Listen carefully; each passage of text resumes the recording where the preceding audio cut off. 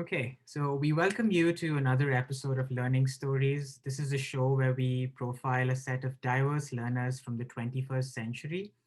In each episode of this show, we interview a guest who has a story to share about how they acquired a set of skills and knowledge in a creative and innovative manner. In the process, through hearing the story of our guest, we hope to uncover a new definition of learning as imagined, conceptualized, and narrated by the guest in our show for that particular episode. Today's guest, Sanjana Dushyant, Sanjana Paramhans.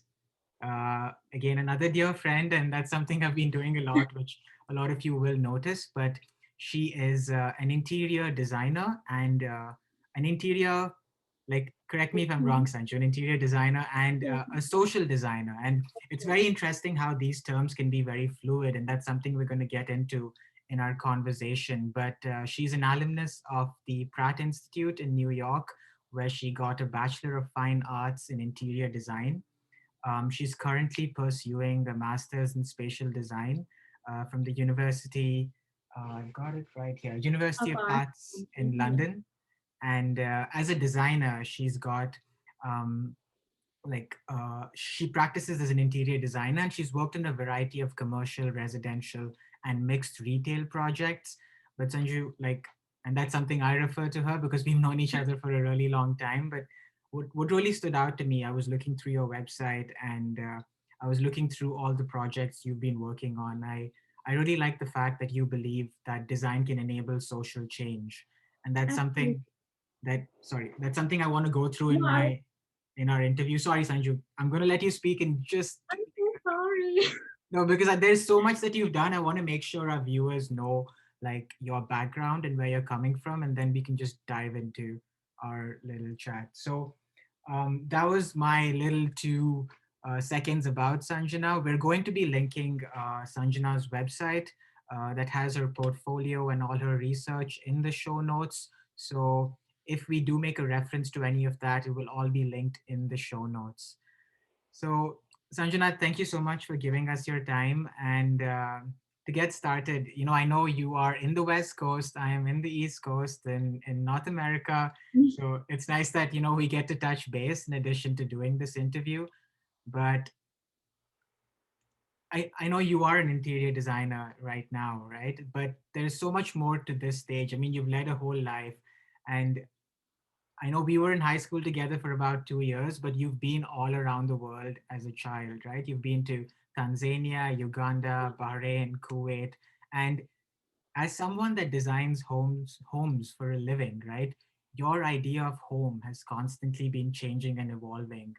So tell us more about your childhood and what was Sanjana like growing up as a student, and what were her main influences then?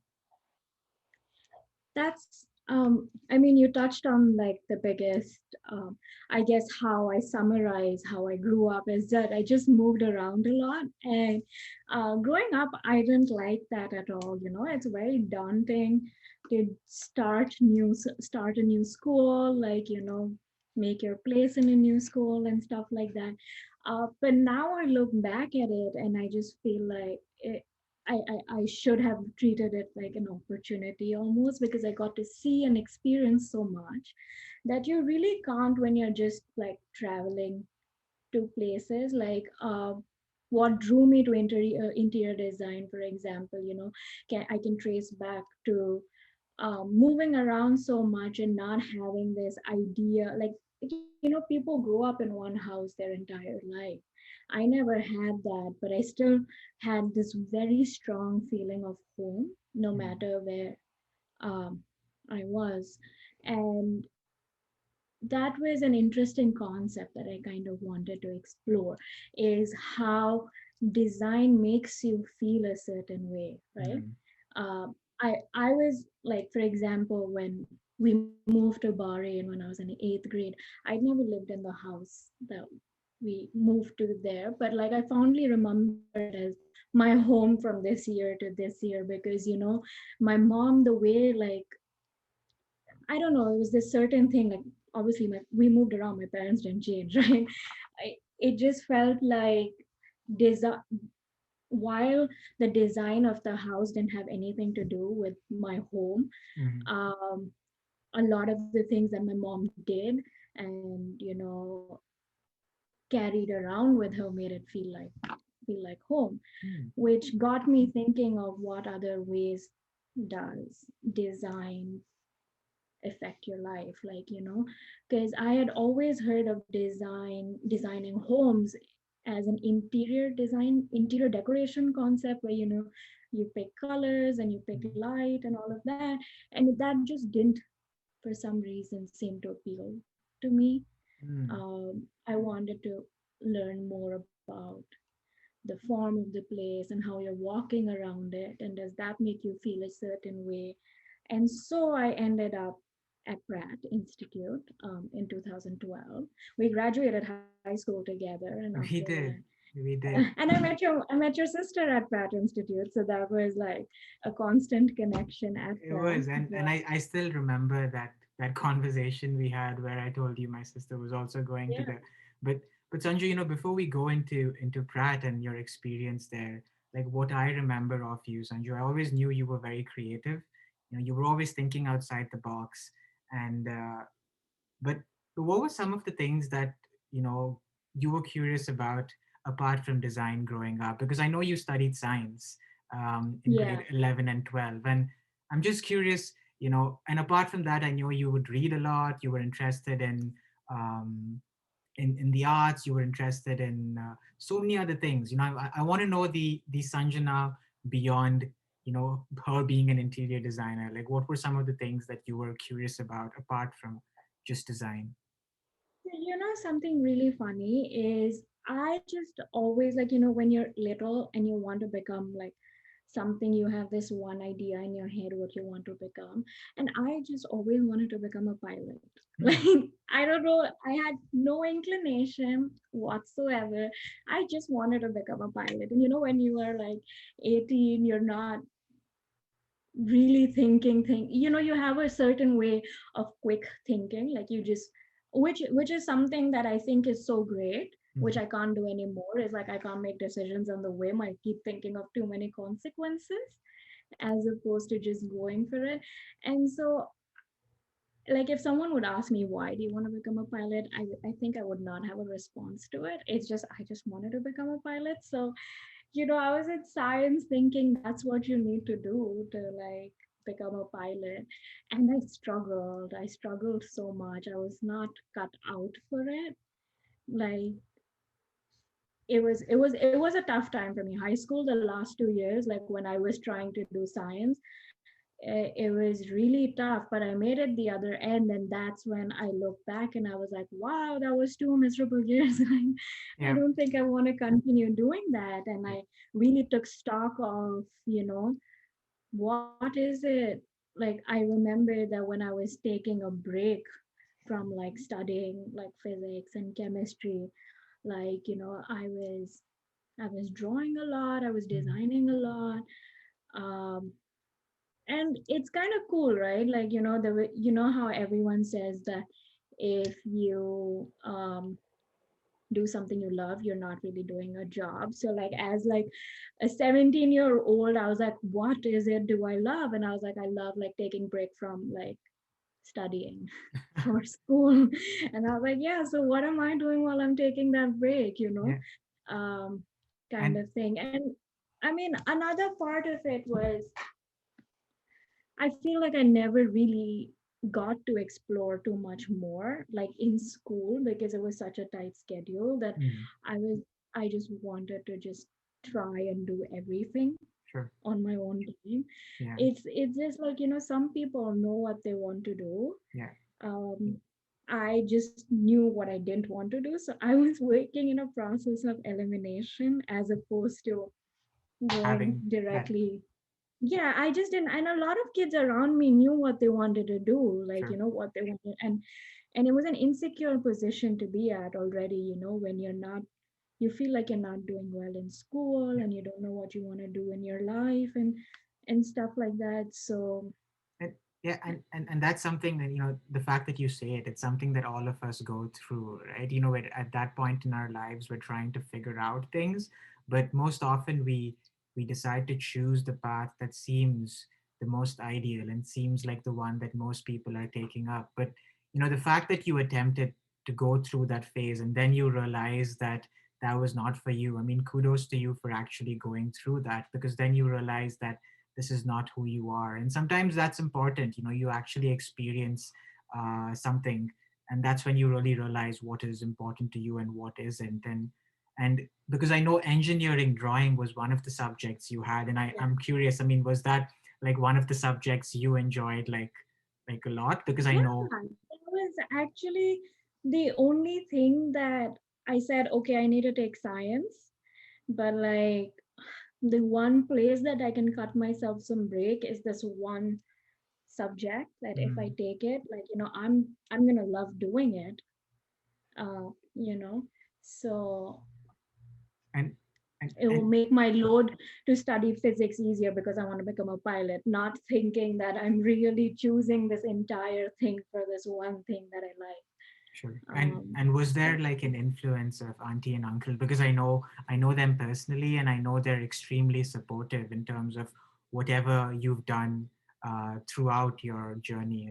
And like, do you feel like they were always supportive with whatever curiosities and paths you yeah, had? I think I got really lucky, honestly, because I felt like the fact that I was given like an opportunity to explore this completely alternate realm when I was prepping for something, like, this is all they heard their entire life. I'm going to become a pilot. I'm going to become a pilot. I'm going to become a pilot. And then suddenly I'm like, well, I'm not doing that.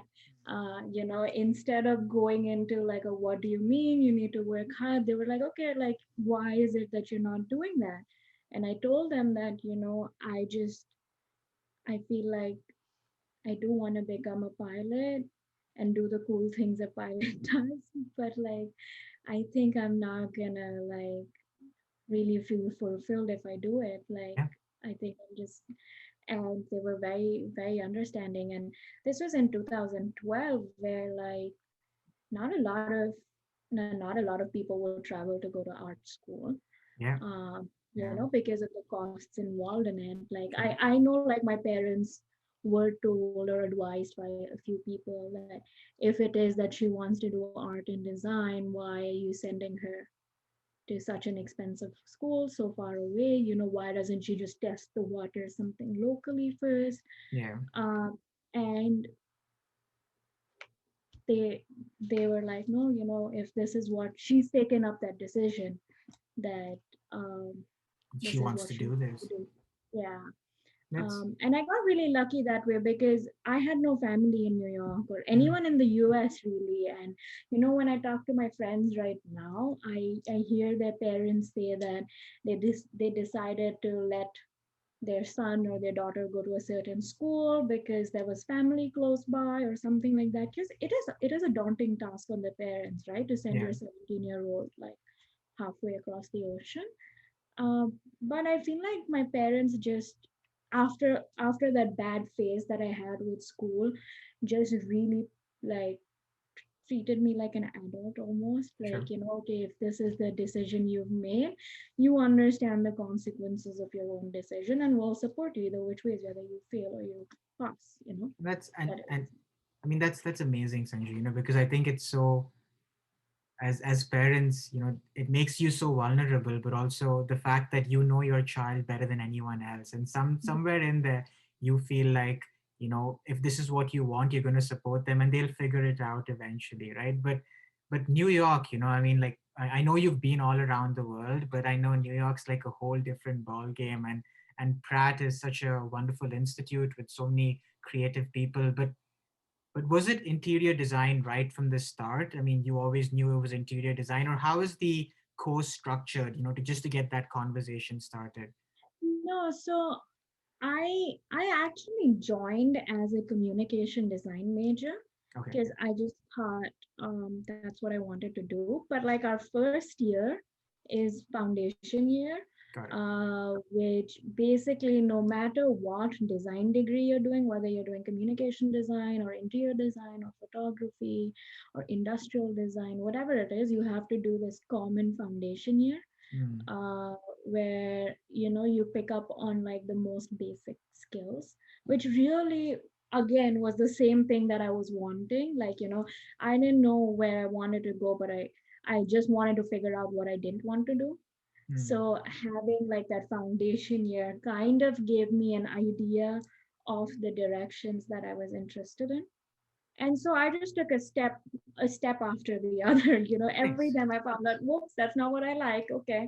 And then I get here. And then so it's never been like I always say this to everybody also, like, there's so often that we keep like thinking about exactly what it is that we want and charging there, that we're just not discovering all these different paths that we could Yeah, and take. And so through foundation year, I was like, I've been enjoying these interior design classes a bit. I didn't have an interior design class, but like, I had a class about color and perception and all of that. That sounds like an interesting thing. And I hadn't lost any time, right? Because I was still in foundation year. So before I finished foundation year, I just changed my paperwork to like from communication design to interior design. I obviously look back and think like, what if? mhm, But I think I would have found something even then. Like, nice. I would have done something even then. I don't think it was, thank God I left that and came here or whatever. I feel like at just that point in time, I felt more inclined towards something. And so I just took that decision. And but then what I see as I'm listening to your story, Sanju, it's nice how it's also not very easy to make those changes, right? From moving from your interest in science and being a pilot to, getting into art school, and then in that foundation you're, realizing you want to do communication design at one point and then jumping into like another domain. But those sudden shifts are so important to make, because sometimes it's good to miss the bus if that's not the destination you want to go towards, right? Because as young people, we feel like we need to get on every single bus and achieve every single milestone. But I understand everyone wants to lead a good life and be comfortable, but there are different ways you can get to that same target. And the fact that you were so open and flexible, I feel, made things work in your favor overall. But I'm curious about that foundation year.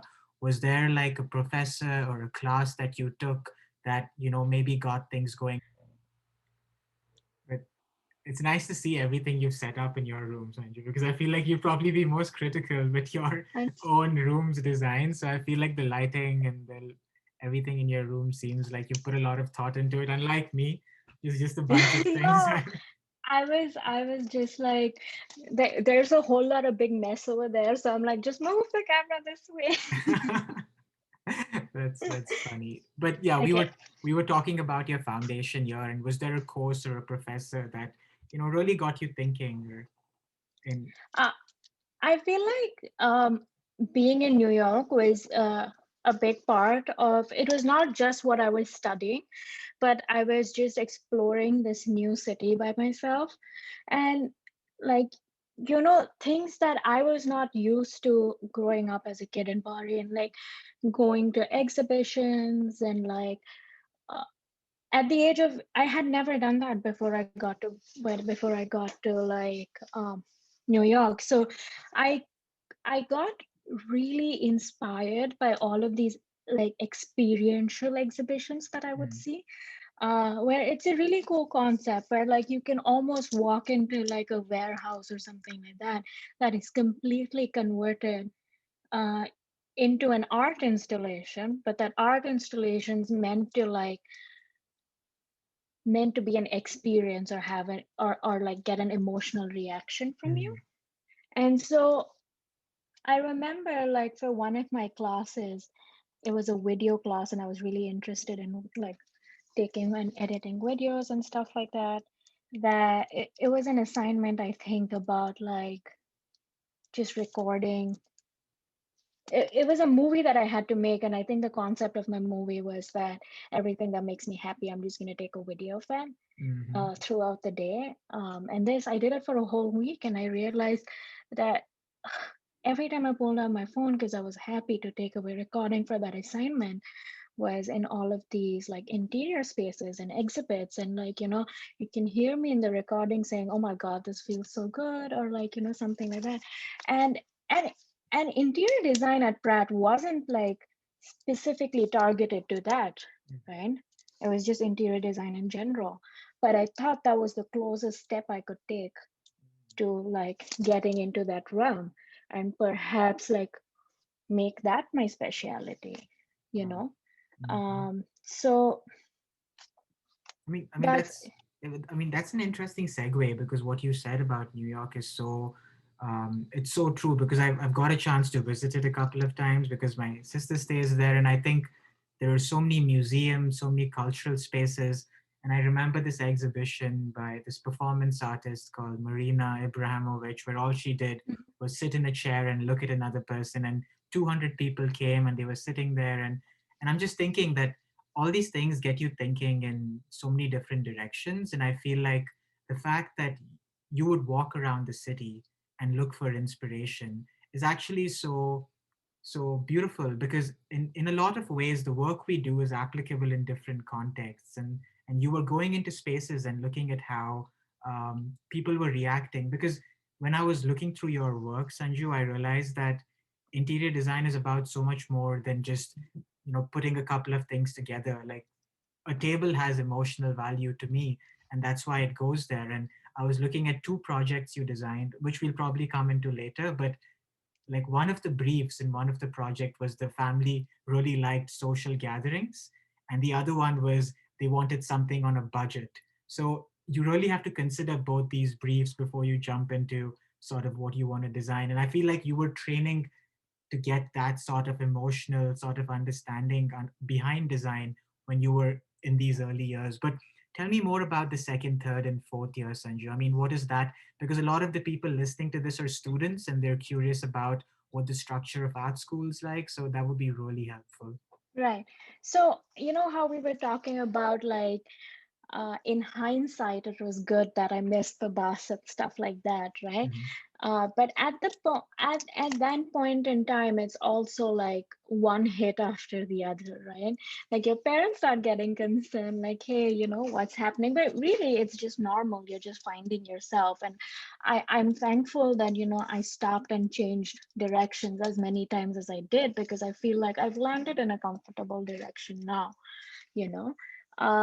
But like I just wanted to add that to like, saying that it is good to like take note of what you're feeling and change direction that way, but it's not it's gonna be difficult. Like there are other factors, like, you start wondering if you're wasting your time, or is it just you who cannot figure this out and stuff like that. So it's not easy to navigate through those feelings while trying to find yourself. Mhm.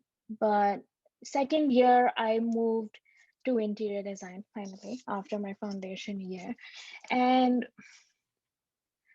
second year was fine. I was just understanding like, new concepts and new language. Really, I had never like, it's not like I was looking at interior design all through growing up. So like, the way it was just like a one-on-one for me, like, a 101. I was just learning everything that I could, and I think a reason why I was learning everything that I could was because that was the first indication to me saying that I might be liking this, Mhm. because I just wanted to keep like taking more classes and find out more and stuff like that. But I guess third year is where I really realized that, uh, this is bigger than the emotion behind this is bigger than just finding like a job, or like what interior design is. I was just shocked. I was like, oh my God, like if I design something, I can make you feel happy. Um, or and that's when I started taking stock of what it is that I want to do. I obviously have to pay my bills, so like I have a 9 to 5 job where I do interior design. I do a lot of commercial work. Lately I've started like, because of the pandemic, how we move around our house has completely changed, so I've had a lot of like thinking for my clients about their shifts in their behavior and how the house needs to accommodate Mm-hmm. them. But on the side of that, I was like, if I just take all this focus that I have and I put it on something streamlined, I can do some good, you Nice. know. So I was like, while I can make people feel happy, can I make them feel safe? Can I make them, uh, if someone's not feeling good, like, so I started researching all of this, which got me to like my first project really, which was the refugee shelter that I designed. Mm-hmm. And that's when I reached there, that's when I realized that, okay, this is it. This is what I want to keep doing. And I felt that for the first time, like Mm-hmm. almost ever. So after that, it's just been about continuing to build on that. And you know, just because a lot of people, I mean, I took a lot of time to understand your project, Sanju, but I'm just curious because the refugee shelter, I mean, a lot of people listening to this won't know too much about it, but what was the social problem you saw, and how did you use your skills that you were developing as an interior designer to address that social problem? You know. So, it was all again like just something that happened by chance, really. I was in my final year, and that's a really good time to develop your own projects based on your own like thinking, because Mhm. until then in school, they like, they tell you that they want you to design this or they want you to design that. But in my final year for my thesis, I had to select what I wanted to design for the first time, right? And I was reading about this was back in 2015. So if you like, there was a huge like refugee crisis in 2015 with Syria and stuff like that. And so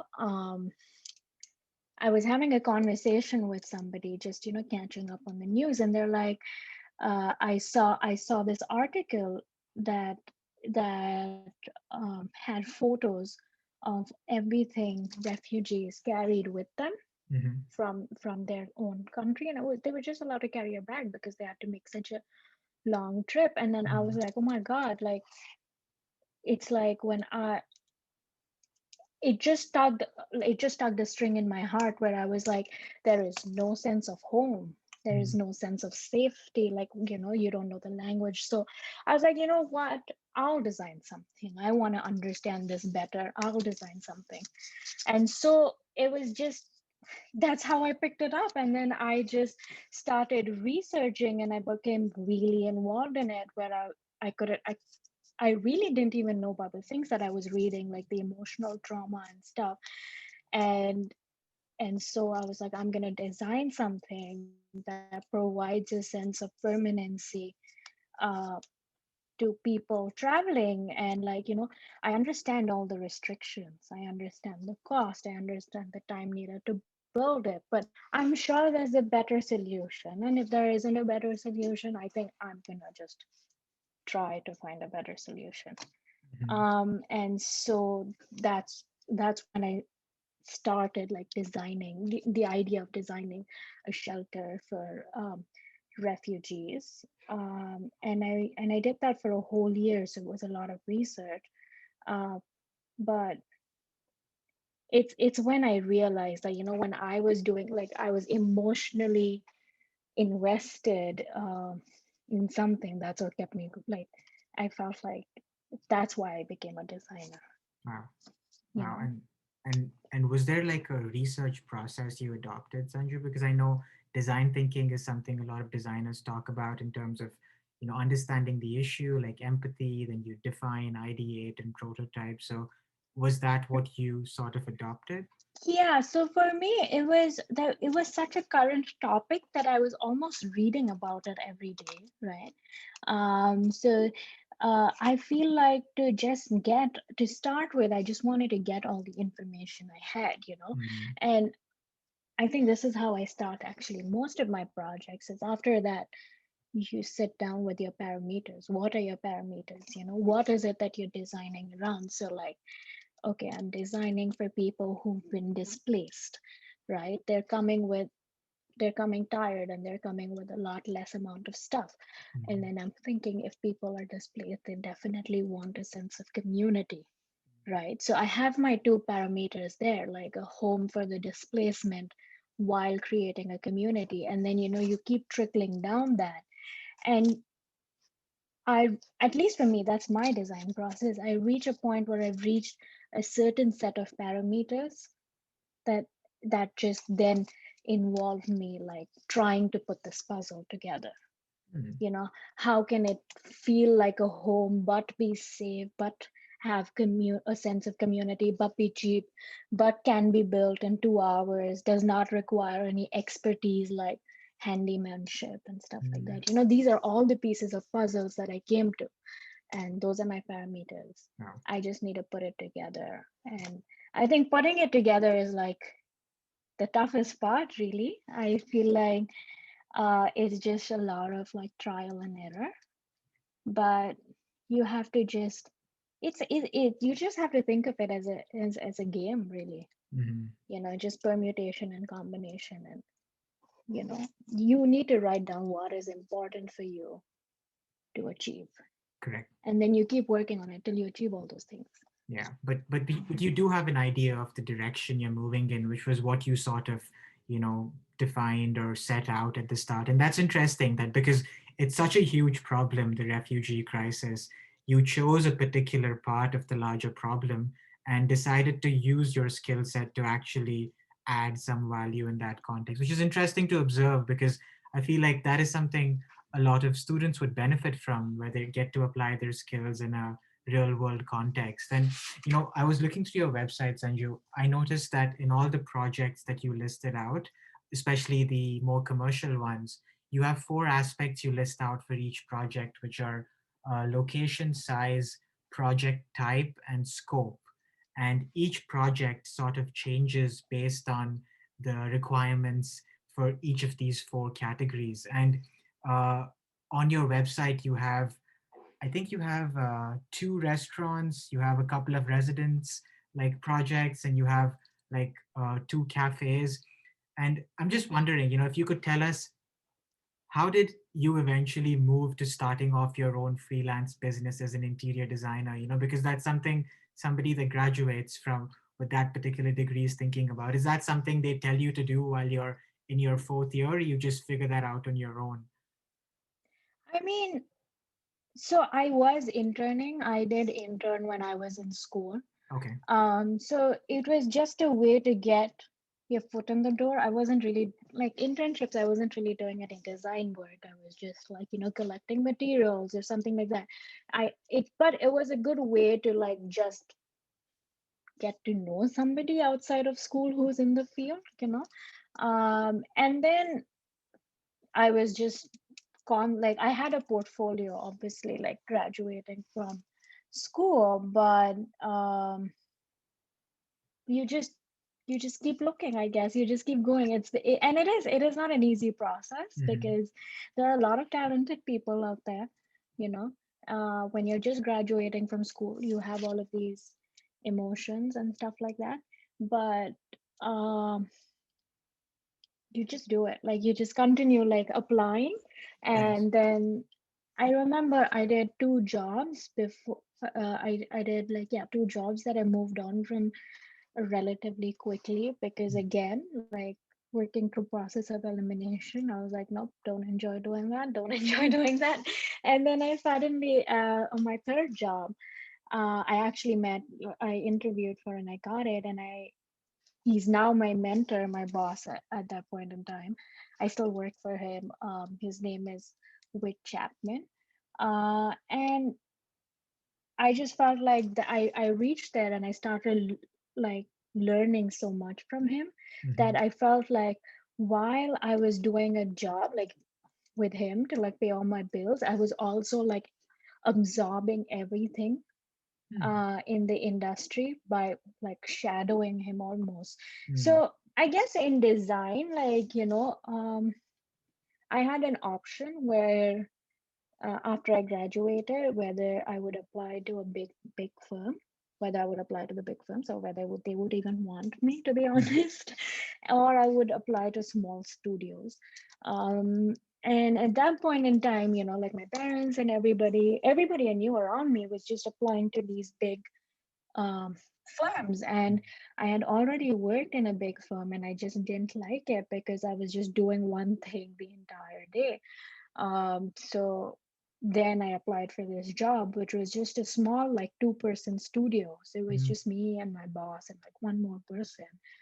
So I really got like almost a master's in how to run your own interior design business, working so closely with my boss. Nice. I used to go on all client meetings with him. And I think that is what like helped me start my own freelance business, because I feel like I, that's all I was doing while I was there. I was just absorbing each and everything, like learning about like the government related stuff, like the licensings that you have to do and all of that. So I always tell people this, that if you want to start your own thing, like right, like after school, I'd strongly suggest working with like a small company, where you can where you have space to learn, you have space to ask people questions, not at Sure. your own dime, you know, and be involved, you Nice. know.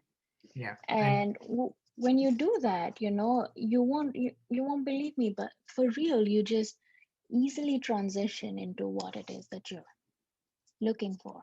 nice. And I think the fact that you made that decision to not actually, take up maybe like a bigger firm that would have been more prestigious, and you would have probably not got the chance to work on projects that you would have helped you learn a lot more, right? So, and I Yeah. think that's something that a lot of us can learn for. Sometimes the most prestigious is not always the best for you. You need to understand what your sort of context is and then build off that sort of background.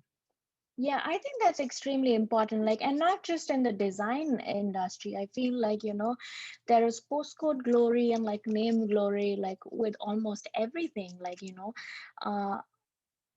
I think everyone wants to work at a big known company because, you want to say you're from this company and the other person wants, has a great impression of you or whatever. Mm, But it's just at the end of the day, you need to see what's servicing you, like, sure. is and I also think about it, like, maybe I should have gotten experience, I should have stuck it out in a bigger company for longer. I would have learned so much. I would have learned a whole new set of skills, maybe not the ones that I have now, Hmm. but like I would have learned like uh I don't know, like better management and like stuff like that.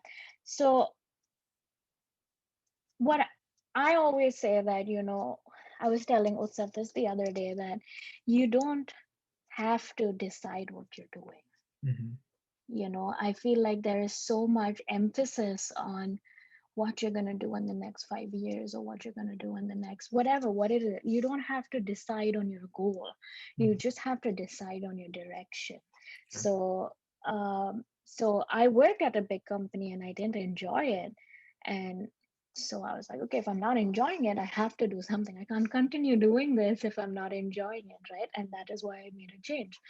And that's really been a pattern now that I am speaking to you, since I guess I graduated high school. Like, I just take note of things that are working for me and things that Hmm. are not. Um, and then, just try as much as you can move into the direction where it's working for you.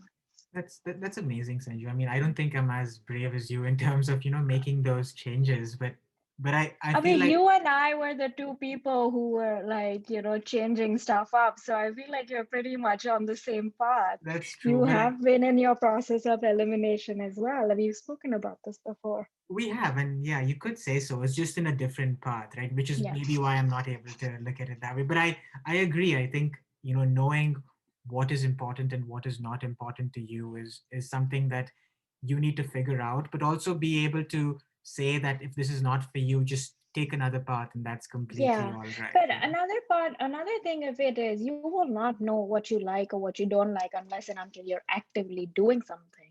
true. You know, you're not going to know that you like doing something or not like doing something by just reading about it Yeah, or like, manifesting it or something like that.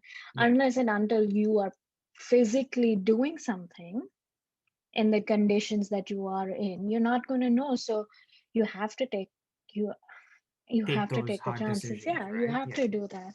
And that's, I mean, that's a good segue into, because you were working in a firm that actually provided these professional services to clientele. So I mean, what is the life of an interior designer like on a day-to-day basis? Because you probably worked under somebody that was very competent, and you're one that's yours, that you're very proficient in this particular field as well. So I mean, is it like, so how do you get a client, and how does that work, and how long does the whole process take, and how many projects go to fruition at the end of the day? So You know, um, it's not, first of all, like being an interior designer in New York is not as glamorous as it sounds.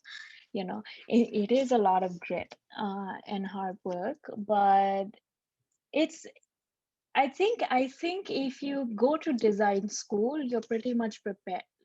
I guess you're not prepared like for the practical aspect of it, but you're pretty much prepared to put in the work that you have to put in.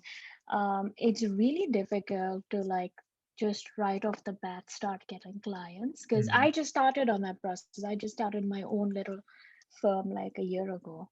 And I'm still learning because until now I always went to like these client meetings with my boss, but he's a reputable architect. Everyone knows about him, and so he keeps getting recurring projects. But what about someone who's just upcoming, like nobody really knows about you. um it's I guess it's just all about like networking and putting mm, yourself out there. If I don't tell you that I can do this, you will never know, sure. right? So that's that on like trying to find clients. It's really just networking. But also it in the industry itself, like what I'm learning recently is you need to understand your client um, better than the client understands themselves. Mm, Because when somebody comes to you, comes to you to design something, they have an idea in their head, but you need to realize that you cannot just take that and then like produce it. Like there mm, there is a reason they're coming to you. Use your expertise, like what is it that you can tell the client, saying, I think I understand what you're saying, but I think this is going to work better for you for these reasons. sure. you know um it's I think it's about like understanding that uh I felt like when I graduated, I was not very confident in taking these decisions because I just felt like, what do I know? you know, Mhm, like how can I tell them? But no, I've realized that you know it. You've been to school for it. You feel like it's not the same thing, yeah, but just trust, in the trust, process. trust your skill. Yep. Um, And sometimes you need to back yourself up even if you are scared, right? And insecure. yeah, And I think all of us go through that phase. But then if you do have the training, there's no reason you can't challenge yourself and grow in that sense. exactly. You need to remind yourself that you have the foundation for it. Sure. You just don't have the confidence. Yeah. And that's fine. I don't have the confidence. I just fake it all the time. And But but yeah, Sanju, like like one of the projects you worked on was La Le Cafe Coffee, cafe, which yeah. is like a fast casual sort of space. And then there was another Fifth Avenue residence that you worked Hmm. on that was more of a residential space. And I think Le Cafe Coffee is more of a like a retail fast casual sort of space, while the residence is very different. So are you going into both these projects with very different mindsets, or like again, is the basic sort of process similar when you start off, where you understand the need and then go about designing it, or you just have two different parts of your brain working on it. No, actually, it's very different, really. Like when you're designing a commercial project, you're designing it generally for a business owner. Hmm.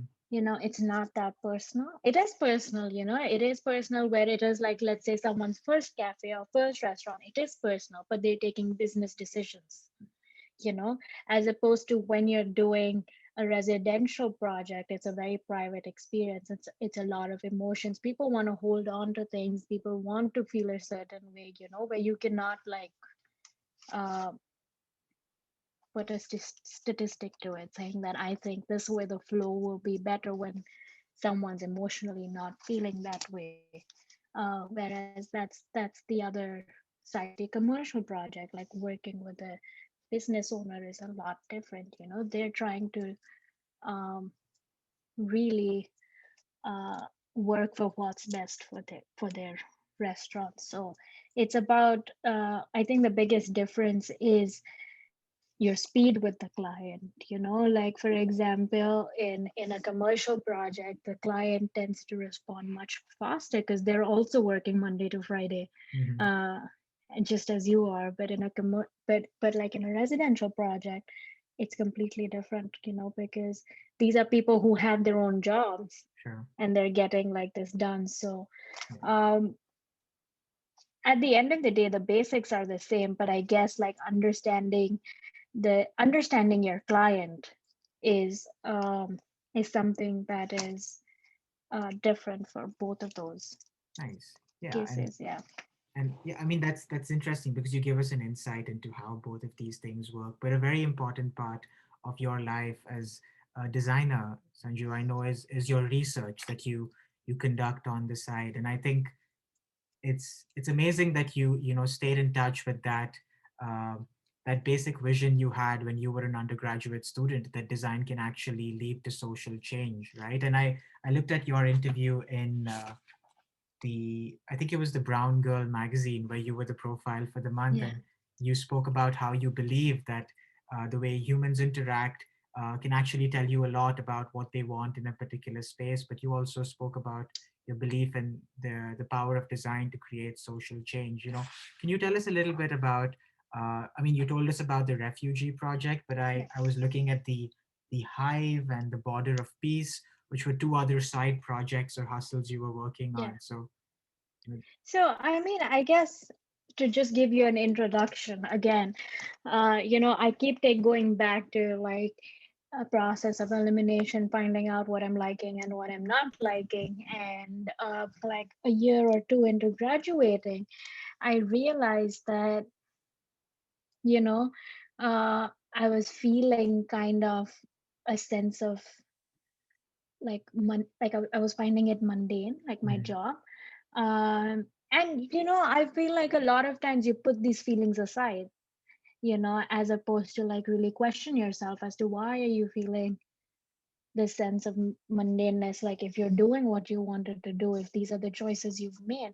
mhm, And that's when I realized that, what I really enjoyed in my last 4 years in school was to do all of this research and create all these projects that didn't have so many like real world, almost I like to say like real world issues, but those are real world issues as well, but more like, profit margins and stuff like that. Like I was not enjoying that, and I'm not saying it's a bad thing, but I was just not enjoying it. So I mean, that being said, I couldn't quit my job because I still had to make a living in New York. So I decided that, what I'm going to do is I'm going to start doing what I enjoyed doing in school on the side, like after work. And so I started researching competitions, like design competitions, just because I felt like that, like design competitions is a really good way to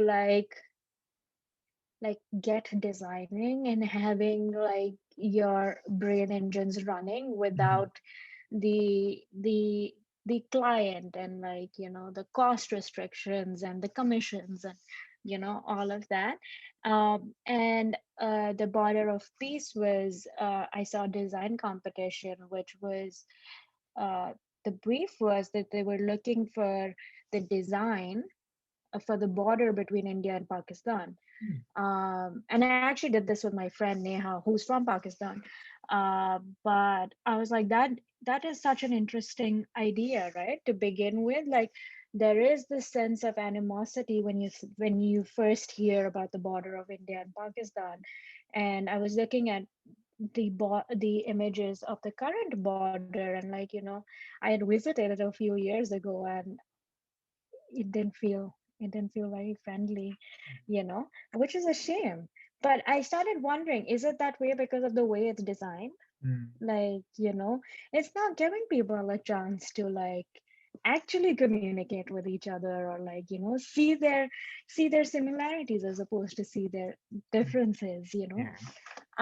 And so I was like, I guess I'm gonna do it. I'm gonna see if I can design a border. Like, it was at my own dime. It was at my own time after work. So it wasn't like, oh, I'm stopping my entire life and I'm quitting my job and this is what I'm gonna focus on. I couldn't do that because, and I don't think anybody should do that Yeah. because, you have to like Pay make your a living. bills, right? Yeah. Yeah, exactly. You have to pay your bills at the end of the day.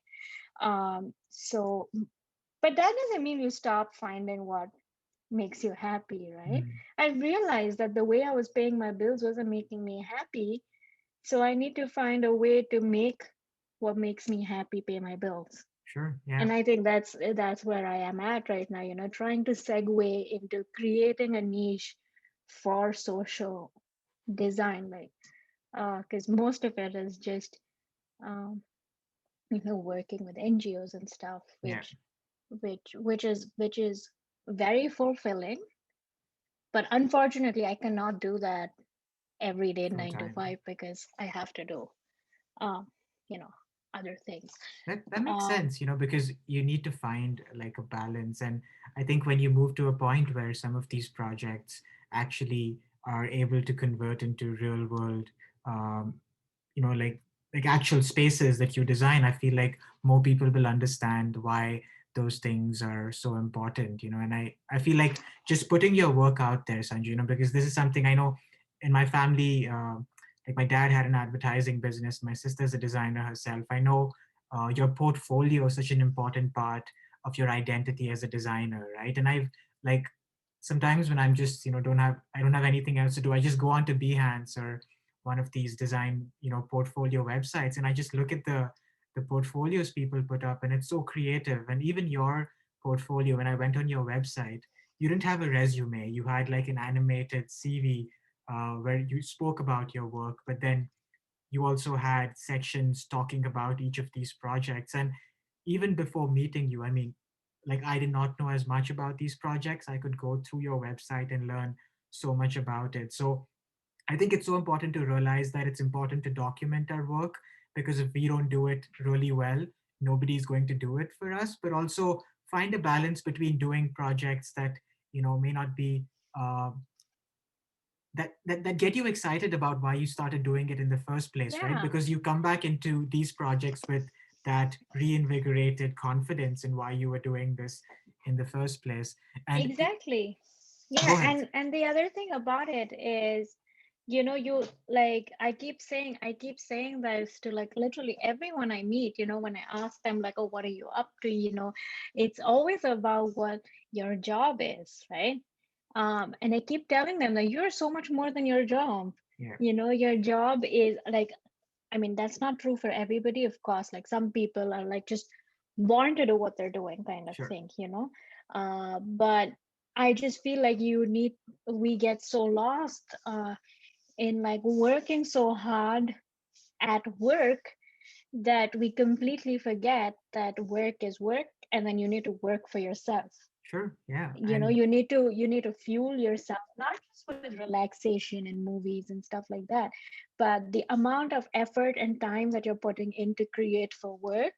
If you put like 1/3 of that time in creating work for yourself, it's going to be 100 times more rewarding. It's going to take you to places where you want to go to. mm, But I feel like, the work culture is such that it's so easy to like let that go away, It's so difficult when you're working like a full-time job, like that you just want to relax after work, or and that's fine. Like, Mhm. obviously, like I'm literally relaxing all the time. I'm not working, but about like asking myself that I did this for work, and what did I do for myself?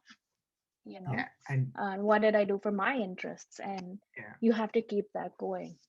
and it's not just the projects in Sanjana's website. Like something that like a funny story I have to share. I had visited New York, I think, 2 years ago, and we were walking along the Dumbo skyline, and I think we saw a window there, and Yeah. I'm like, that window is so pretty. I wish there was like an Instagram handle that just spoke about, like, because the humans of New York, and I'm like, Yeah. what about the windows of New York? And then I go back to wherever I was. I think I was still in India at that point of time. But then one day I see this Instagram account that opens up called The Windows of New York. And who's creating it? It's Sanjana. And she's got like posts about. So I feel like you're not just saying this because, but then you are genuinely curious about, spaces and the way things are designed and what they represent. And you really follow these curiosities into Yeah. um, projects at the small and large scale, which is amazing, right? Sometimes they lead you nowhere,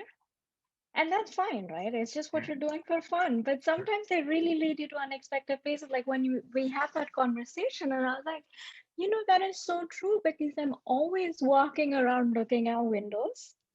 And like sometimes I know play like the streets near my house by the iconic windows. Like they're not iconic in any sense, they're iconic to me.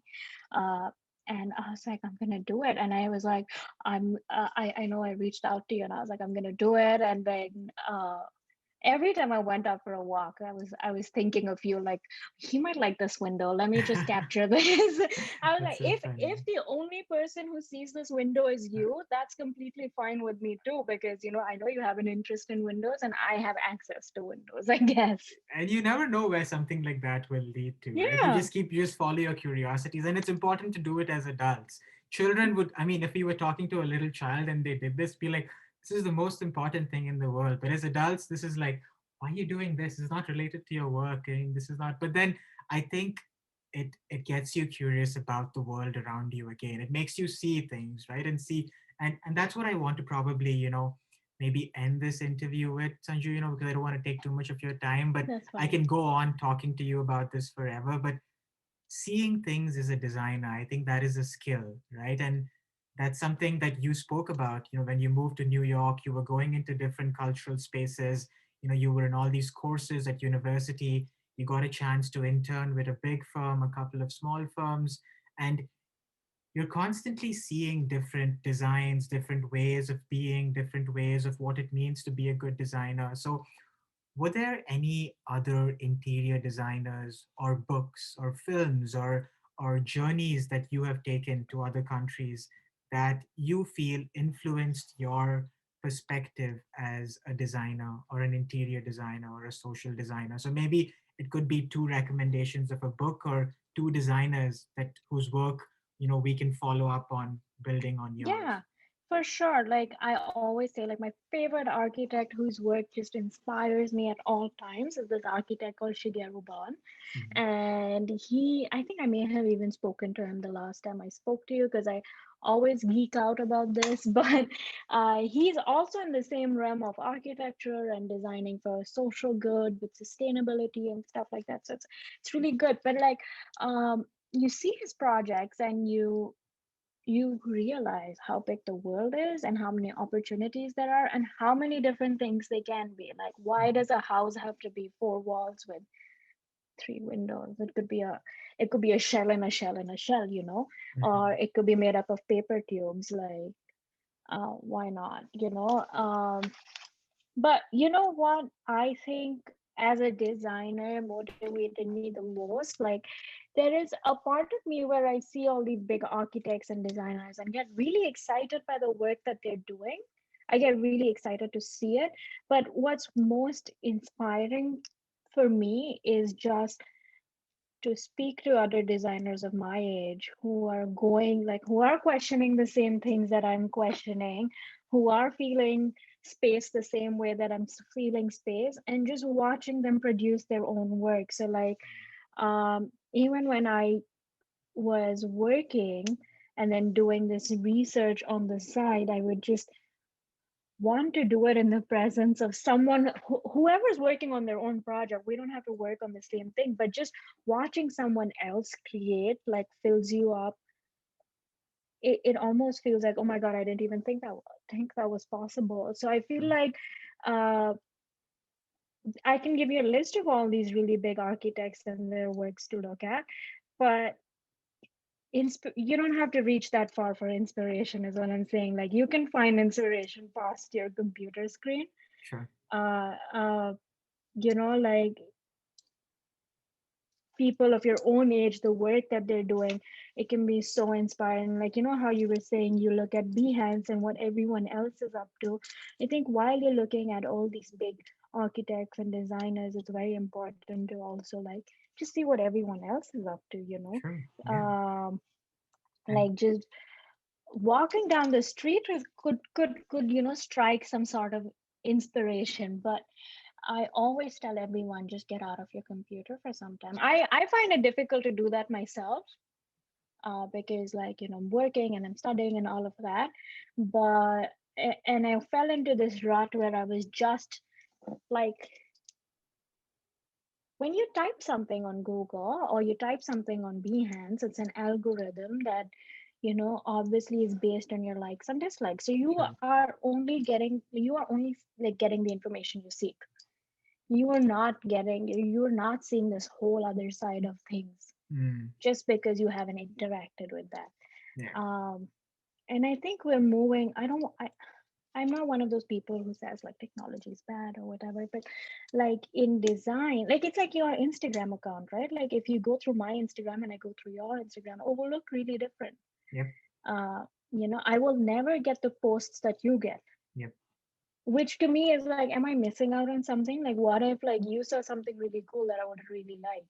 Yeah. And that's only gonna happen, like the only way that I feel like I can see different things is if I'm physically seeing them, like physically getting out of the house, going to different exhibitions, doing things, just taking walks, but not like, I think like, obviously you need to do your research and stuff like that. But I feel like because, we're always in this time crunch, we really forget the importance of not being efficient, Sure. Yeah. you know? Sometimes just not having an outcome, but then I think there's so much to take from that little thing you said Mm. there, Sanju. Because I feel like that's something I've been thinking about a lot, and even with the people we've spoken to in this show, often the people we hear about in interviews, they have established careers. They've done a lot of work, and for someone that's a lot younger, it's a lot harder to learn from someone that's extremely accomplished, right? You feel like those those targets are really far away in the future. But then, um, something that I've taken from this particular conversation is sometimes you just need to look around and look at your peers, look at what they're doing, and maybe there is something you can learn and be inspired from there. Yeah, And it's not always competition, right? Sometimes if both of you are working as professionals in the same field, you can actually collaborate and build things together, right? Rather than compete and take down each other and reach the top of some artificial sort of target. exactly. And that's what I was telling you before we started recording, that like when I was listening back to your episodes, for me it was so good to hear, like, everyone that I grew up, not everyone, I guess a lot of people that I grew up around, like, Kunal and Carissa and everyone, like, it's just like, wow, everyone's doing such amazing things, Yep. Yeah. and you wouldn't have even like, I wouldn't even have thought of it Sure. unless, like, uh it came up on my feed or something like that, which Yeah. wouldn't, because it's an algorithm, right? That's uh true. but but just knowing that, there are so many people who, we're always constantly talking about everything that you're achieving and the goals that you're reaching, and you're seeing all these idols and these mentors who are already there and you want to reach there, that you kind of forget to take stock of people who are walking to with you towards that goal. Sure. And Yeah. you can make beautiful connect. You don't know how your life can change when you make these beautiful connections with people who are like figuring out the same thing as you. So like for students, as important as it is to like have like a favorite architect whose work inspires them, or like it's so I feel like I learned so much. Like even now, like I think about like my time in studio in school, and I used to think about different people's working styles and the stuff that they would come up with. That if I could give myself some advice, is to just go back and look at them longer, like try to learn from them, and try to like understand what is their thinking, because Sure. apparently everyone's thinking differently, everyone's not thinking the same way. So And uh yeah, that's what I think in terms of um having idols and like named architects and stuff like that. that's amazing, and this is such a great positive note. Thank you so much, Sanjana, for giving us this I'm insight sorry into if I the. blabbered on in like different No, it directions. I feel was. like I had so much to say.